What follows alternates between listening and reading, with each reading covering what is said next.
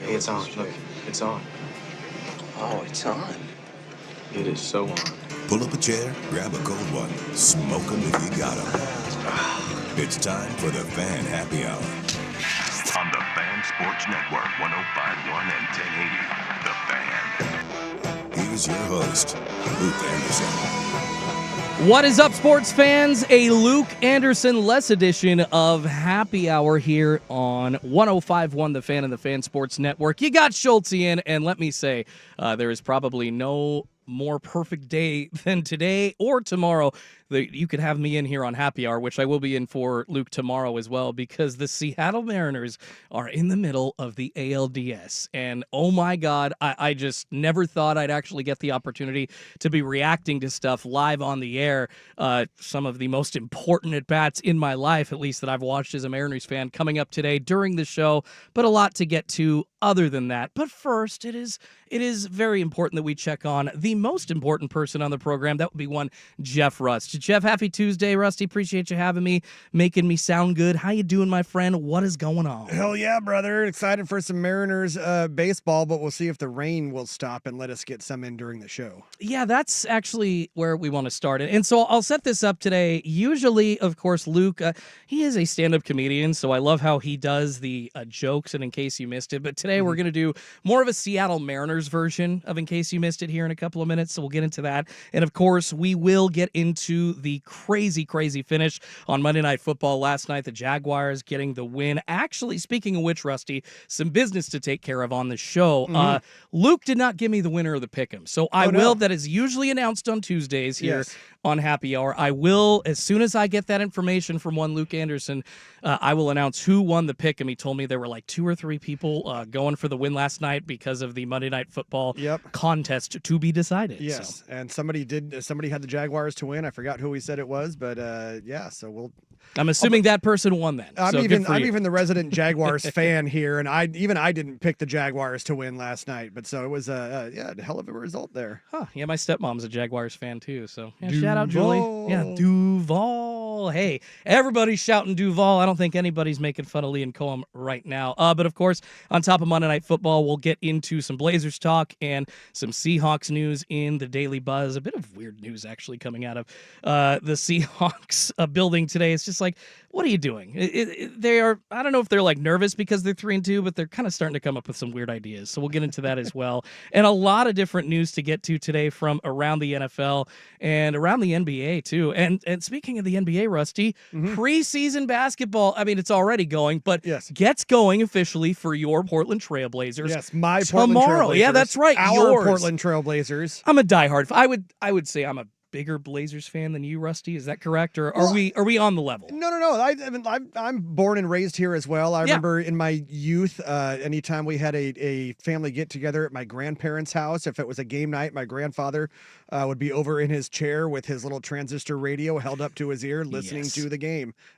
Whatever the hell else was going on in the house, he was listening. To see, that seems like a lot of people just passing that story along from, it's like, we've had this really great announcer, Bill Schonely, for that generation, and now passing along stories from our generation of listening to Brian Wheeler. Now, of course, Travis Demers on the radio, but just the old transistor radio stories. We're definitely goes back like early '80s, like the Paxton days and Drexler and of course Porter and stuff. But we're talking early '80s. You mean when half the guys that they have like retired numbers up in the banners are playing from? Well, we don't need to get into that. No, we don't have time. That's the thing about Happy Hour. It's fast paced. It's a lot of info, and that's already been decided. The Blazers retired numbers too much. So, but we've got a lot to get to as far as preseason goes and some interesting Blazers news. So much fun coming off of this crazy sports weekend. I cannot believe. I mean, I'm still kind of reacting to the crazy losses that UCLA handed Penn State and that Miami handed Texas. I knew Luke Anderson hit on that a lot. And then, of course, the Seahawks shocking loss on Sunday amidst the craziness down in the Soto district in Seattle, man. I was there Saturday. And I think they predicted with the Sounders game going on at the same time as the Mariners game, it was 130,000 people there on Saturday. And then with the Seahawks game, which was like a 1 p.m. or 1:10 first kickoff, excuse me. And then Mariners' first pitch was like at 5:08 that night. So 150,000 people in a span of about 4 to 6 hours trying That's to crazy. egress and ingress out of there. But so for that Saturday, I wonder how many of those, because what, the Timber Sounders probably had what, 14, 15 people there? That actually is a funny joke. I don't care. No, I don't. I will say I was maybe 3 blocks I just away. pissed off a lot of soccer fans. Do they listen to the radio? I thought Timbers fans didn't even listen to sports radio, so I don't think you're Probably not. They're over on no. like on KBOO or something. Exactly. Does They that still exist? I don't know. Classical music, whatever wacky things they listen to, it's definitely not sports radio. But it made me laugh a little bit. 3 blocks outside of the stadium or T-Mobile Park trying to get an Uber after the game, and everybody was kind of downtrodden. And then I hear like, oh, the Sounders beat the Timbers. And I'm just like, damn it. Like, I don't really care, but like, God, as if my night couldn't get any worse. Even the damn soccer team from Portland couldn't get a win either. So very busy weekend, Rusty. And honestly, it spilled into Monday with that Monday Night Football action. Crazy finish once again. Is Pat Mahomes cooked? We'll get into that here coming up after the Daily Buzz. But first, let's get to a special Mariners edition of In Case You Missed It. Ah, yes. Thank you so much, Rusty, for getting that Mariners theme going. Oh, my gosh. Like, this is the only opportunity I'm going to have to lead off a show with Seattle Mariners talk because... Right?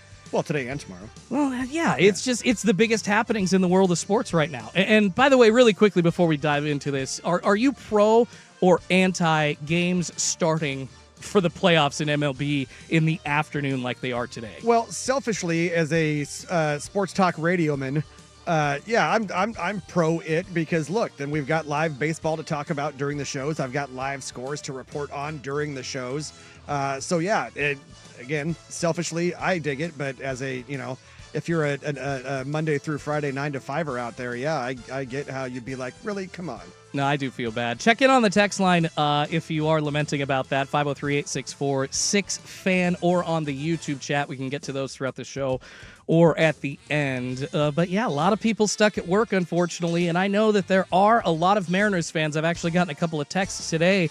It's like, damn, I'm not sure I'm going to be able to watch the whole game. I know I can watch half of it, but like I've got a meeting. And now with this rain delay that we're going to get into here, Rusty. Okay, so Mariners, Tigers, first pitch That will today. relieve some of that pressure. Yes, it will, because that was scheduled to start at 1:08 today. Yes. We are in a weather delay. The main reason I am not talking about any at-bats or Jack Flaherty hopefully giving up a home run to Cal Raleigh or Julio Rodriguez is because it's raining in Detroit. It looks Thunderstorms. bad right now, Yeah. Rusty.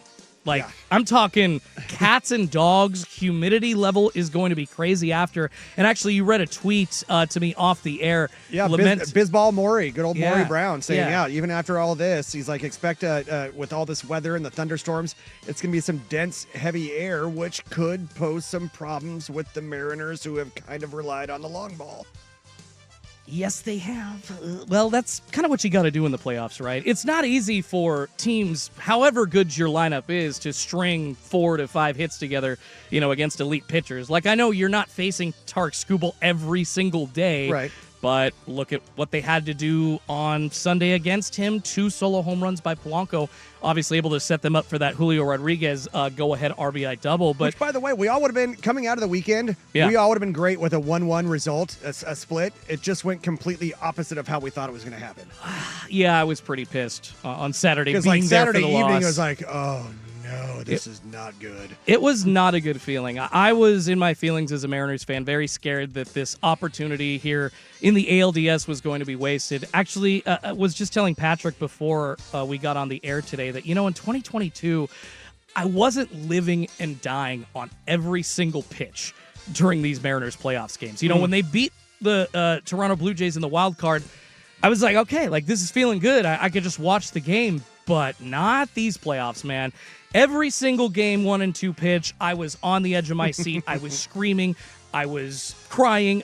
There were literally tears shed on Saturday at the game and then Sunday while I was watching it in my living room. I hope that you're not judging me too much. Well, no, you and that one other guy, right? I think there's a lot of other Mariners fans. By the way, boo to anybody that's complaining about Mariners fans crying. This team has not sniffed success in ever, right? No, in ever. Like Sixth playoff appearance in 49 seasons. Yeah, 1995 started off that appearance period in 30 years of 6 playoff I was appearances. in college that year, by the way, too, with a bunch of my buddies at school and a bunch from Seattle. And I'll tell you what, they were jacked. Saved baseball, baby. Watching that game against the Yankees, and Griffey coming around, and that was a time in Salem. But since 2001, man, just haven't had anything to hang our hat on. So you know what? When your team is inserted into a sitcom as a joke, as the Mariners were in How I Met Your Mother, saying it's like if they were at the World Series, it'd be weird for everybody. Then you can maybe understand why Mariners fans are crying. So, of course, today, to get into a little bit of a preview, once they do get going, we are in a rain delay right now. Seattle Mariners in Detroit, supposed to face off against the Tigers. When they do, Rusty, Jack Flaherty will be taking the mound for the Tigers. Logan Gilbert taking the mound for the Mariners. And this is a very specific setup by Dan Wilson. He went with George Kirby in Game 1 to start this series because Kirby has had an amazing run at, I was about to say Safeco. We're talking a lot of memories. T-Mobile Park in the last month of September had about a 2.3 to 2.5 ERA, just been on it. Luis Castillo also been on a recent run of success as well. So very, very important for Dan to try to maybe ride the hot hand in that sense. So you saw those guys getting the starting Game 2 for those reasons. Now Logan Gilbert, who has, other than Brian Wu, been overall your best pitcher this season in the majors, is getting the start for Game 3. I am so excited behind him today. The movement on his slider, and I mean, he has an alter ego named Walter. That's who pitches, not Logan Gilbert when he's up on the mound. And I think Walter's fastball is going to be snappy today, Rusty. I know that the pitching performances were very gritty, especially by Luis Castillo. Not perfect, but hard fought. I just have a feeling that with that day off and seeing what these pitchers suffered through over the weekend, it kind of gave Logan Gilbert maybe a little bit of an opportunity to prepare for what he's going to face today. Yeah. Well, and it looks like also, too, perhaps, hopefully in the next hour or so, it says light rain right now in Detroit, but then showers. But, yeah, hopefully in the next hour or so that should clear up and we can get going with Game 3. Yeah, I was looking at the Doppler radar. I saw a break in the rain like 2:20, 2:30 our time, so like, 10 minutes away from now? Mm-hmm. Man, I hope they get going. And I know a lot of people, at least that were in a meeting, now getting out and realizing, the Mariners game hasn't started yet. No, you haven't missed anything. You will still be able to watch it. But, of course, we are waiting with bated breath to see when that will get going. A couple of other storylines going into today actually related to the Logan Gilbert storyline. Impressive decision, I think, by manager A.J. Hinch for the Tigers to move Kerry Carpenter up into the lineup. He hit one of the home runs on Saturday, actually the game-tying home run for the Detroit Tigers that was the shot in the heart for the Mariners during that game. Man, we were feeling it at T-Mobile, and then all of a sudden just, what? That happened. So Kerry Carpenter now moving up as the left-handed hitter at the top of the lineup that will get that extra at-bat against Logan Gilbert. A.J. Hinch said when that 19th turn comes, we're hopefully going to have some runners on base, and we're going to make it tough for him. Yeah, no, exactly. And, like you said, the point being is that third time seeing a pitcher, Kerry Carpenter has been very good at that. And also on the opposite end, when it comes to Gilbert, not so great when it comes around to seeing a batter for the third time. No, you were... So even if you just move that guy up a spot or two, that's a couple outs that you're saving yourselves to get some more, runs on the board. I think if you were watching Game 1 or Game 2, they showed a stat. I think it was for Luis Castillo for the Mariners, and they were talking about his. You just brought it up, Rusty, first, second, and third time through the lineup. And I think by the third time Luis Castillo got 2 hitters, it was like a 7 or 8 ERA. And especially in the playoffs, you just don't leave guys in much longer unless they're having a night like Skubal is, and he's just one of the best pitchers in the bigs. Right. Unfortunately, Gilbert maybe in 2024 was one of the best pitchers in the bigs. Yeah. 25, he's been a little more oft injured. He's still got the talent, but just not as hot of a hand, and somebody that I think you're not expecting to give you 7 today. Well, and even the other night, Saturday night, before it got forced into extras with, is it Munoz, their closer? Yes, sir. Andres Munoz. 6 outs. He went 6 outs. Yep. And they kept saying how poorly he does when he's asked to record that many outs. But the thing is, sometimes it's not just about the outs, it's about the amount of pitches that you throw.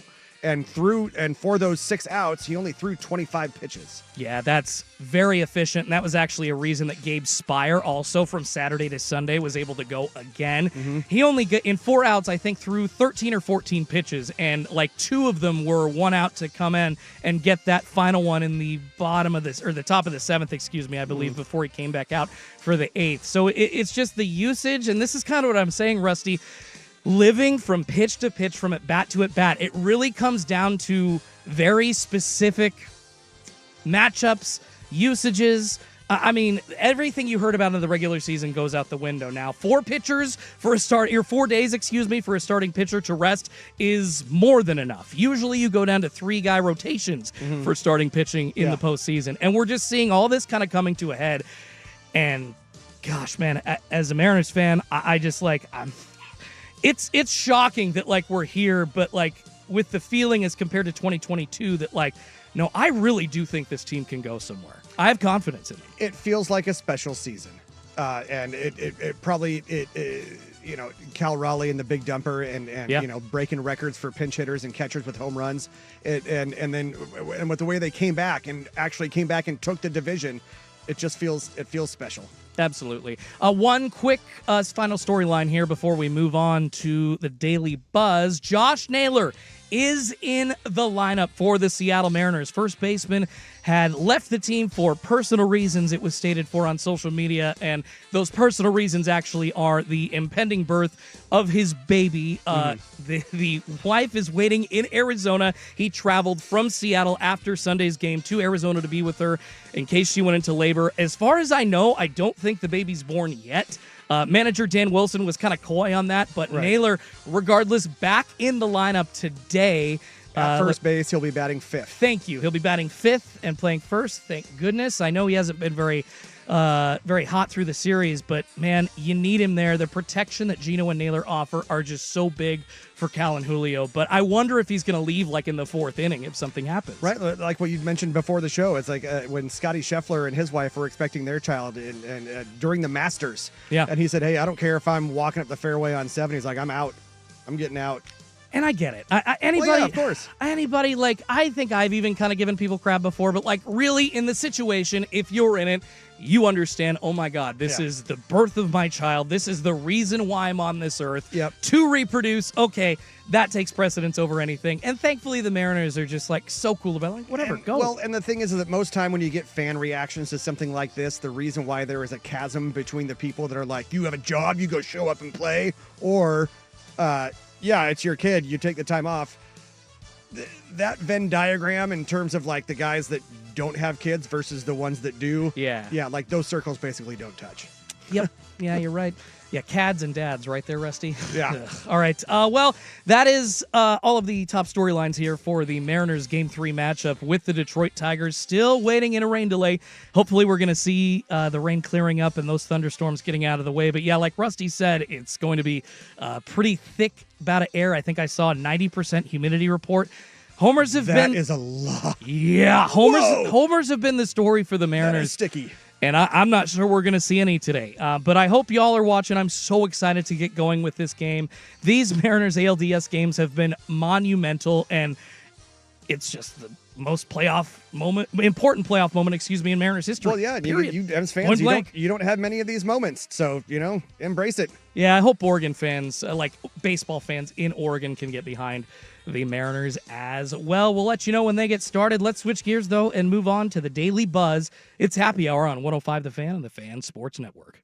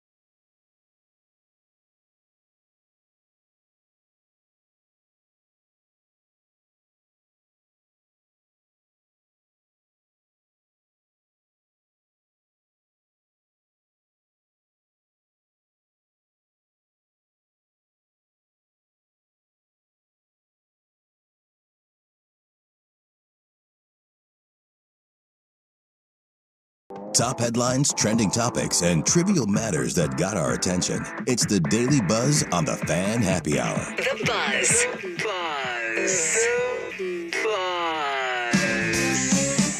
Here's your host, Luke Anderson. All right, let's start here in Portland and then make our way outward. The Blazers preseason opener is tomorrow night. You know, I actually care a bit now that Damian Lillard is back. The Blazers have, at least in my mind, they have gotten right with me, with the fans. I appreciate them admitting that wrong and turning around and bringing Dame back, whatever the cost, whatever the embarrassment for their franchise. I just want to throw that out there now. That makes me happy. I really don't expect them to be that good, though, Rusty. Not really high expectations. I don't think they're going to make the playoffs. And I've seen, some of the usual Blazer banter on social media about like, oh, hey, guys, Young Hanson could, take off early, which he could, but like there's still 4 other starters that need to do well also. And if Drew Holiday is out there, but nobody else can hit shots, yeah, the thing is, well, if we're putting all of our eggs already in the Young Hansen basket, we're in for trouble because I feel like he is more raw than my dad likes his steaks. Yeah, he just put him in the microwave essentially. Right, exactly. Hey, that's blue. That's perfect. Exactly. But so look, the next step for them is clearly to. The end of the last season, they went all in and tried to make the play-in. Didn't work out. Yeah. They fell short. I feel like to make that logical next step, it needs to be something like the play-in. But what are we supposed to point at to be like, this is the difference from last year, and this is what will make it different than last year? And so just because maybe Anthony Simons is gone now, and maybe Shaedon Sharpe gets more minutes and starts more, but we still have Drew Holiday and, another year under the belt of Shaedon Sharpe and Donovan Clingan and whatnot. But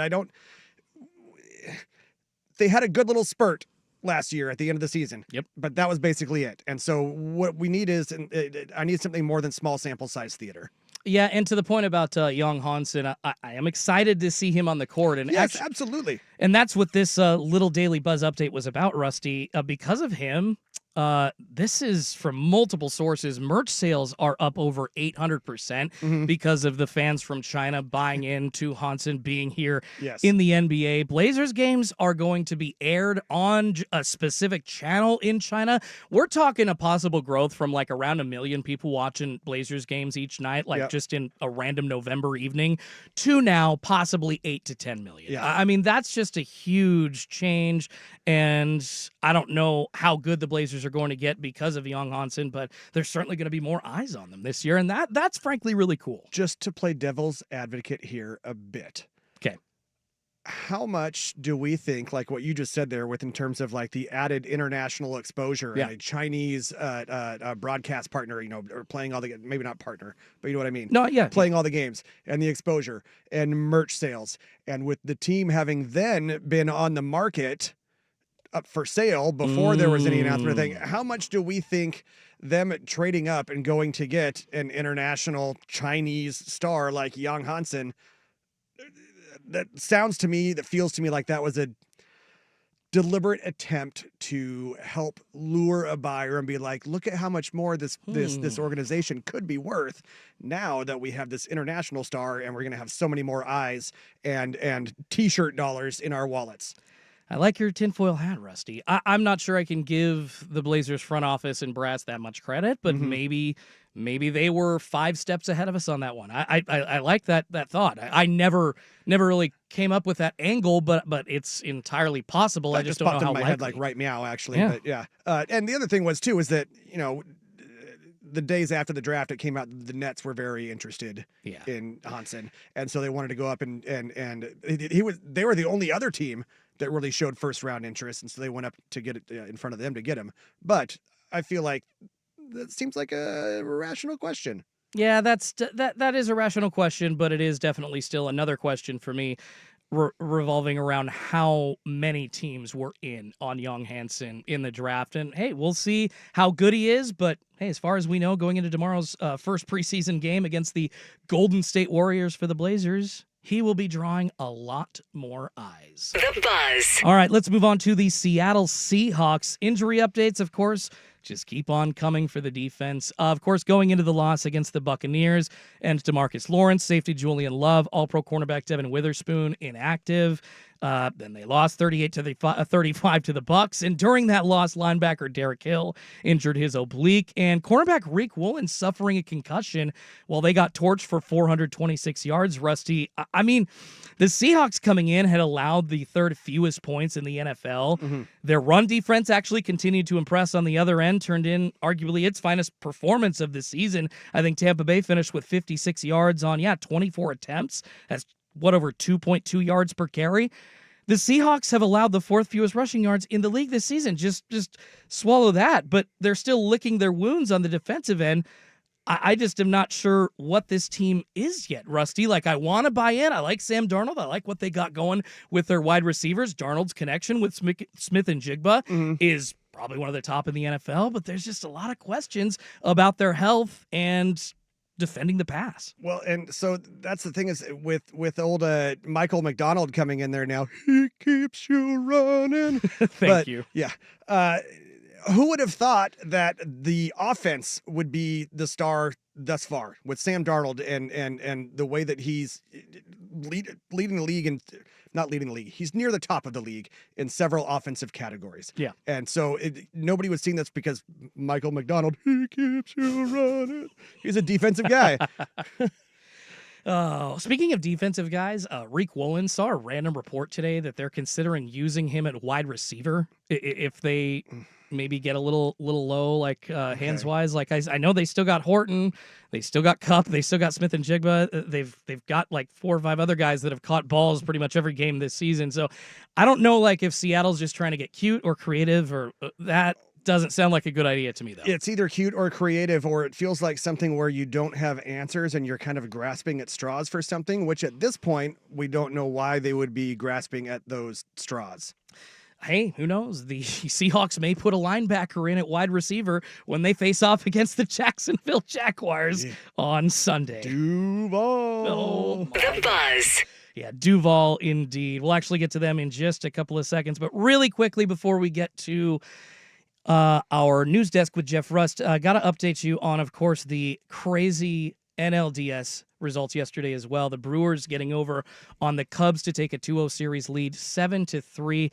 That one started out locked up. Seiya Suzuki opened the game in the top of the first with a 3-run bomb. Andrew Vaughn responded in the bottom of the half of the inning with another 3-run bomb. And then, that was it for the Cubbies. Yeah. Jackson Churio added one later on, and that was it for the Cubbies. I will quote Patrick Harris after the show today, or after the firm when he was out in the hall, said, "I did not expect the Cubbies to look this bad." And frankly, Patrick, I did not either.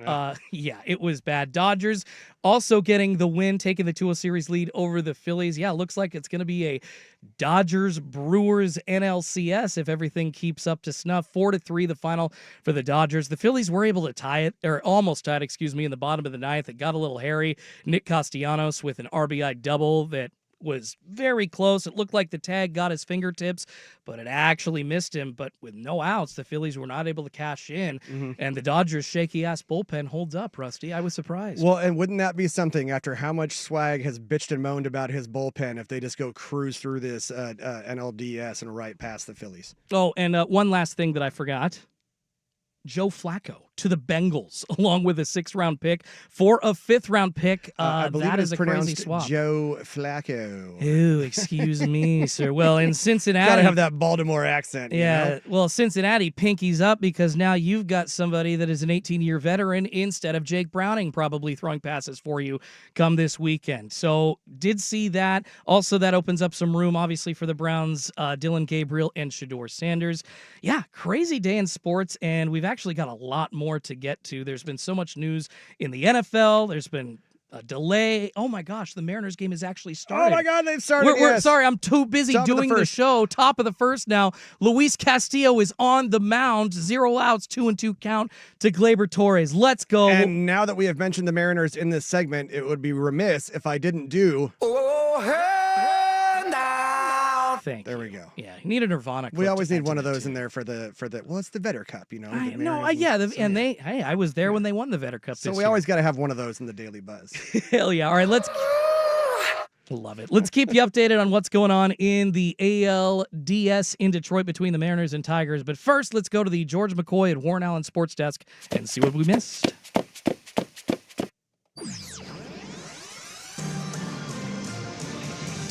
Well, Jordan, if you've been arrested for DUI, you need a team of attorneys into whom you can place your trust. Call Reynolds Defense Firm today, online at reynoldsdefensefirm.com. First on the Fan, ESPN's Adam Schefter reporting Cowboys owner Jerry Jones being fined $250,000 for his obscene gesture directed toward fans at MetLife Stadium during Sunday's win at the Jets.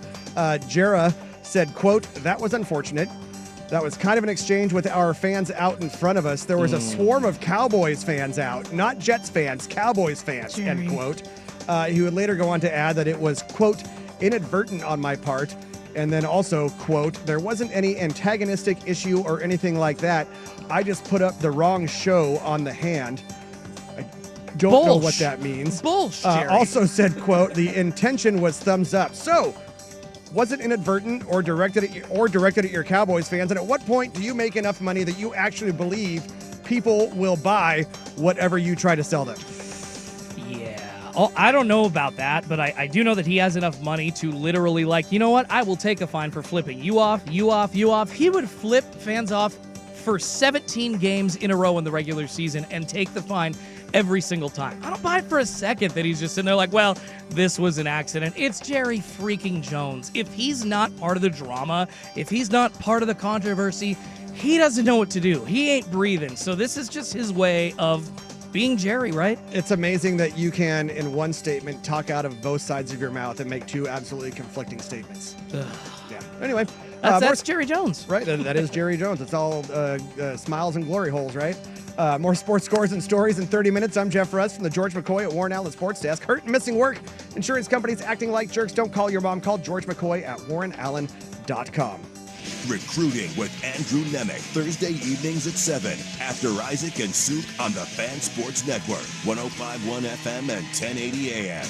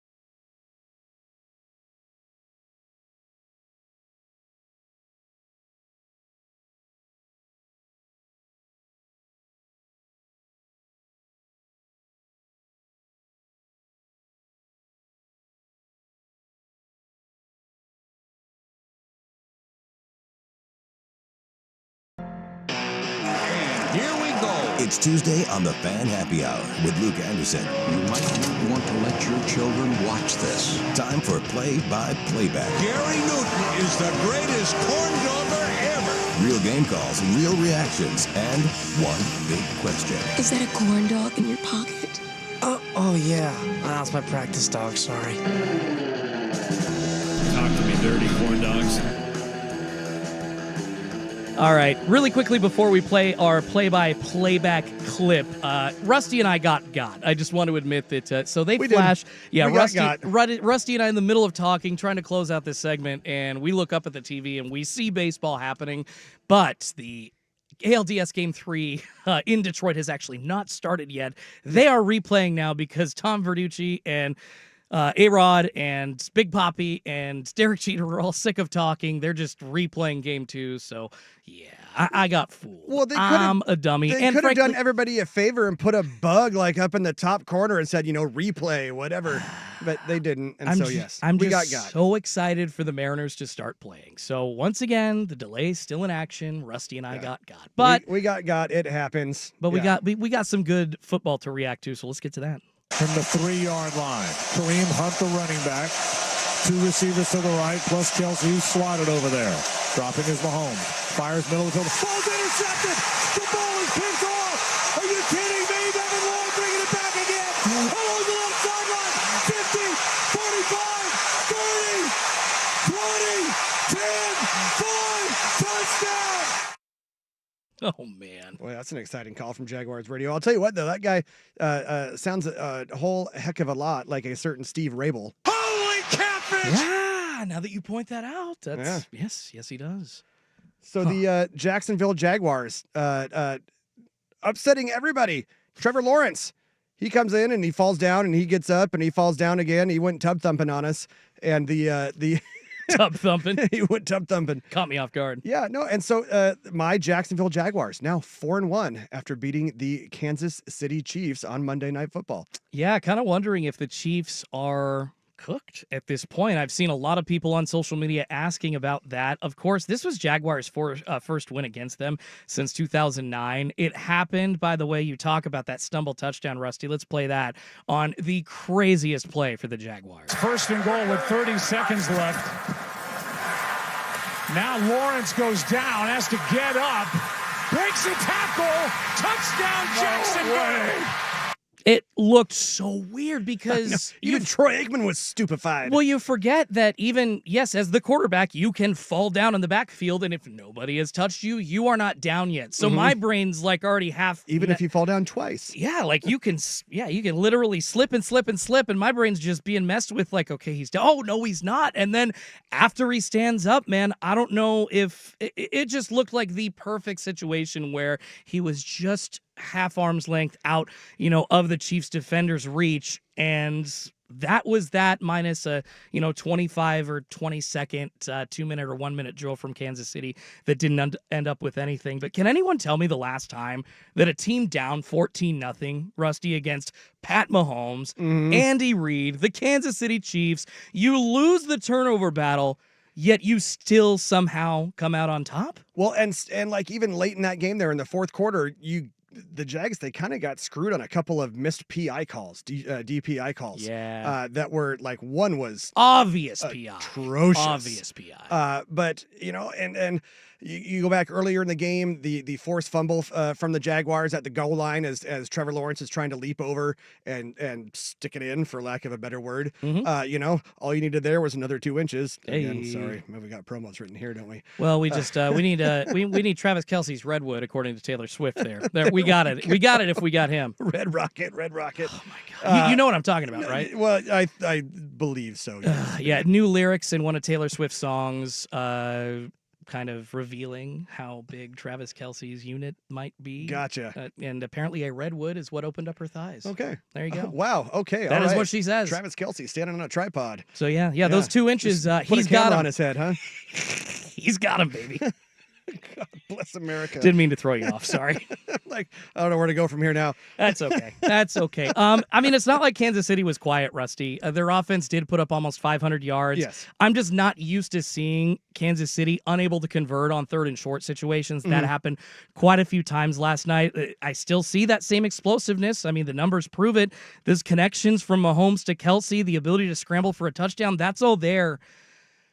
But it's like the volume has been turned down for the Chiefs from high to low, if that makes sense. They just don't have the same punch, that seemingly endless ability, to just come back from whatever deficit. I just don't feel like these 2025 Chiefs are that version. Well, and correct. They don't feel quite the same. It seems like they're on the backslide. I'm still not quite ready to write them off. Yeah. Just also like I'm not quite ready to anoint the Jaguars as like AFC South champs. I know they're 4-1, and their defense is really what's carrying them, which is interesting because Liam Cohen is the offensive guy. Yeah. But because I know at least going into last night, they led the league in takeaways. They had I think it was at least 3 takeaways in each of their first 4 games. I think last night would only wound up being 1. But it's still a thing where it feels like a little bit of small sample size theater. Yeah. But we've seen patterns that are continuing to emerge, both with the Chiefs and with the Jaguars.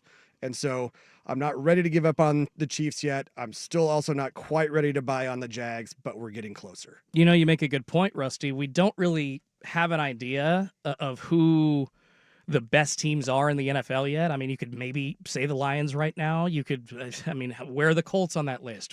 How good are the Seahawks right now? Yeah. Are they a top 10 team in the league? Like, there's a lot of questions. Like the Rams, they've looked great and then they've looked awful. Like, are we really buying Danny Dimes as an MVP candidate at this point? Seriously. And the Eagles have looked mortal at times this year. There's so is Detroit, frankly, and Kansas City. That's a lot of that is their own fault because they've become predictable as hell. We pointed out yesterday, I don't remember if it was on this show or on the firm, when they line up in shotgun, just about 80% of the time they throw the ball. When they line up under center, just about 85% of the time they run the ball. Why isn't their offensive coordinator been fired yet? That's ridiculous. Like I would say that you cannot get more predictable than that because technically you can, but you got 15 to 20% wiggle room there to get more predictable. But that's to me sounds like offensive malpractice. Yeah. Wow, I did not understand that. Thank you for laying on that one on me, Rust. I learned something new every day. Oh, which, by the way, it looks like also pointed out on the YouTube chat, looks like Tarek Skubal starting on 1 day's rest. Oh, yeah. Tarek Skubal back on the mound again. Yeah, that's really funny. So, no, the ALDS still delayed right now, but they are. If you tune in and see baseball, it is not Game 3. They are replaying Game 2 on Fox Sports 1 right now. But to wrap this up, are the Kansas City Chiefs cooked? Like I said, it's a game that they simply would not have lost, a couple of years ago, in my opinion. But they've got a target on their back now. Yeah, everyone's getting older. Well, they've had a target on their back for several years. And it's just been getting bigger and bigger and bigger. Yes. And trust me, I did enjoy all of the fans on social media saying, hey, man, we're all Jaguars fans tonight, baby. Mm-hmm. Like, that was fun to be a part of. But Mahomes is still under 30. Yeah. So are they cooked yet? Well, I don't think so. It seems like they don't have the playmakers around him that they have in the past because it's not, while Mahomes is under 30, look, this is probably Travis Kelce's last year, and he's the best thing they have going on their offense right now, which well, and they'll see what happens when they get the criminal Rashid Rice back. So that might make them a lot better. Missing 8 weeks might be a disadvantage to them. We'll see. It could go either way. But Kansas City losing at the hands of the Jacksonville Jaguars last night, the first time Jacksonville beat them at all since 2009. I don't care if it was at home for Jacksonville. Man, and everybody defending Pat Mahomes, like, well, he just didn't see that receiver on that 100-yard pick six. Stop it. He had trips right. There are 3 receivers on one side of the damn ball. You know where they're going to throw it. Those defenders know. That's like saying all Trevor Lawrence had to do was stick the ball out an extra, a couple of inches, and that one would have been a touchdown. So, it's a game of inches. That's what they say. Exactly. Yeah, it's a game of Travis Kelce's Redwood. All right, coming up, we'll wrap it up and crack one open for the road next on 105.1 The Fan and the Fan Sports Network.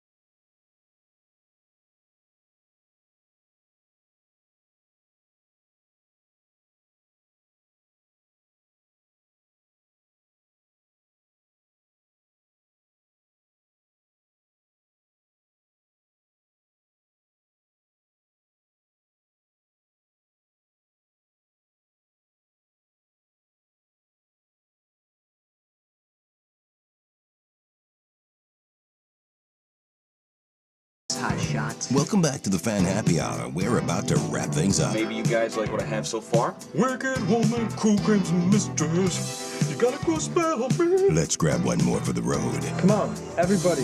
Everything's smooth. Here's Luke Anderson. All right, Rusty, anybody yakking about anything on the text line or the YouTube chat? Oh, I got one dude yakking at me on the old text line. Give it to me, Neil. First off, I don't appreciate the slurs and epithets. But also, just because the Chiefs were flagged already for 13 penalties does not mean that they didn't commit more that should have been called, especially late in the game when the game was still undecided. Yeah. So anyway, yeah, just because you got flagged a bunch, just because you thought it's like in the NBA. Oh, we shot 32 free throws versus 13 for the other team. Well, guess what? It doesn't mean there weren't more fouls committed that should have been called. Sometimes there are flags that get missed, and look, they almost cost the Jags the game. I don't care about the previous 13 penalties. It's those couple that got missed. Doesn't mean they didn't happen. Yeah. To the texter's point, I did see, I think there were 4 first downs that the Jacksonville Jaguars received because of Chiefs penalties. Mm-hmm. But then to your point, Rust, the Chiefs have been one of the most gifted teams from the referees in the last God knows how many years in the NFL. So no, people aren't going to get off that point of view. It's just not going to happen. And I am not a Chiefs hater. You could argue that I've been a Chiefs apologist for a lot of time, and I keep saying that I don't think they're done. I keep giving them their credit. So this is, to me, that's just silly. And I don't appreciate the R word. No, yeah, don't use that. Anywho, all right. Are we ready for? I saw that song live, by the way. I watched Boz Scaggs perform the Lido Shuffle live at a blues fest here about 10 years ago in Portland. I'm jelly. On the waterfront, bro. It was amazing, but I will got my yacht rock pants all tight. I will tell you what, Rusty, the whole concert, man, he was into it. He was having fun, just looked like he was happy to be there until the finale.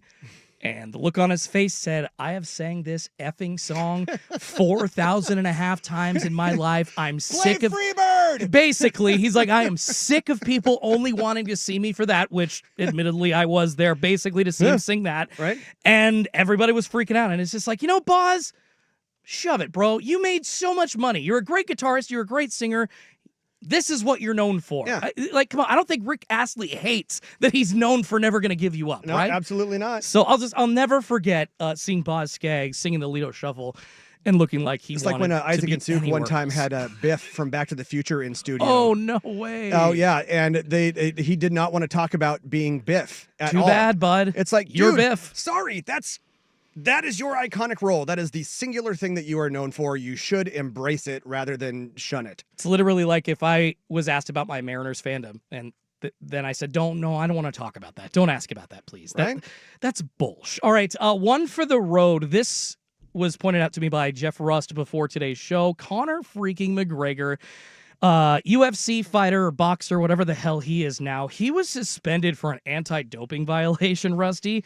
But not because he failed the test. This is from multiple sources. He reportedly is being suspended for a quote-unquote whereabouts violation, which essentially means he skipped a test, but actually not just one, reportedly skipping 3 over the course of 18 months. Tell me you're doping without telling me you're doping, Conor. Damn. I just thought the funniest part of it was calling it a whereabouts violation. I'm like, what the hell does that mean? I didn't know you couldn't show up for it because I thought that was kind of an immediate suspension once you did, right? Yeah, I mean, it's like, failure to appear in court, yes? Yeah, like an immediate arrest warrant is put out for you at that point, right? But not if you're just open in boxing or UFC fighting. It's all good. Well, there you go. That's the one for the road, and that's going to do it for this episode of Happy Hour. Thank you so much to Luke and Dusty for having me in. Rusty, appreciate you. Thanks for having fun with me, doing the heavy lifting, making us sound good. Coming up, 4 hours of power from their mouth to your ears. Primetime with Isaac and Suk next here on 105.1 The Fan. Have a great rest of your Tuesday, everybody, and go Mariners! Always look